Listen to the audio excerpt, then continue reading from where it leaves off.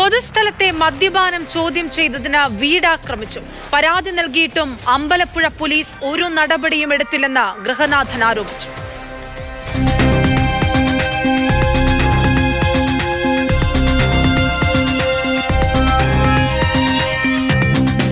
അമ്പലപ്പുഴ പുതുവൽ സ്വദേശിയായ അനന്തന്റെ വീടിന് നേരെയാണ് ആക്രമണമുണ്ടായത്. വീട്ടുമുറ്റത്തുണ്ടായിരുന്ന ചെടികളും കൃഷിയുമെല്ലാം നശിപ്പിച്ചു.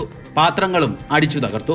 വീടിന് സമീപത്തുള്ള ഒഴിഞ്ഞ കെട്ടിടത്തിൽ യുവാക്കൾ സംഘം ചേർന്ന് മദ്യപിക്കുകയും മറ്റു ലഹരി വസ്തുക്കൾ ഉപയോഗിക്കുകയും ചെയ്യുന്നുവെന്ന് പോലീസിനോട് പറഞ്ഞതാണ് അതിക്രമത്തിന് പ്രേരണ.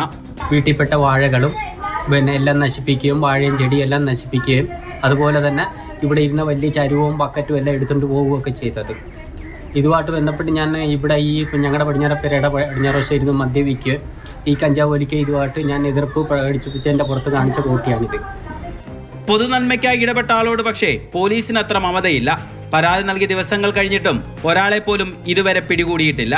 അന്വേഷണം നടക്കുന്നുണ്ടെന്നാണ് അമ്പലപ്പുഴ പോലീസിന്റെ വിശദീകരണം.